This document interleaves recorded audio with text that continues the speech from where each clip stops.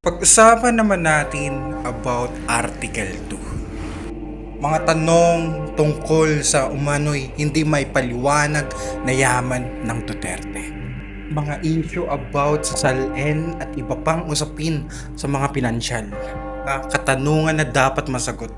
So saan nga ba nanggaling ang bilyong-bilyong pera at yaman ng pamilya Duterte? Saan nga ba?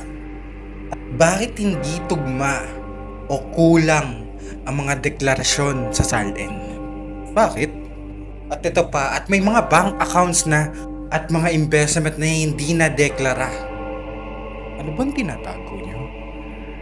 So paano nakabili ng mga mamahaling ari-arian at mga luxury items kung public servant ka lang? Diba? Kahit magtrabaho ko ng 100 years sa Senado, hindi mo kikitain yung ganyang yaman.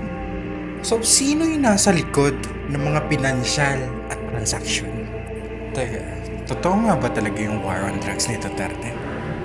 Totoo ba talaga yun? Ito ay ginawa lang ni Duterte para panglihis dun sa intensyon niya na i-monopolize or i-control ang drug trade dito sa bansa. Isa sa na-discover namin na mga impormasyon, ito ay naibigay sa akin noong 2016 ay yung bank accounts ni Duterte at ng kanyang pamilya. At ang nilalaman nito ay nakakagulat. Nakita namin na daang-daang milyon ang pumapasok sa mga accounts ni Duterte.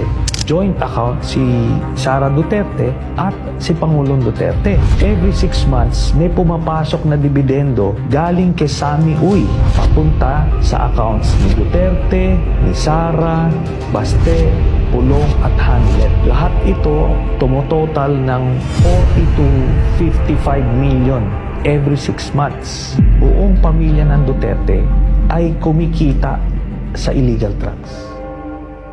Ay, kaya naman pala ang bilis yumaman ng pamilyang Duterte. So, ano masasabi nyo dito? Ayan, comment nyo sa baba.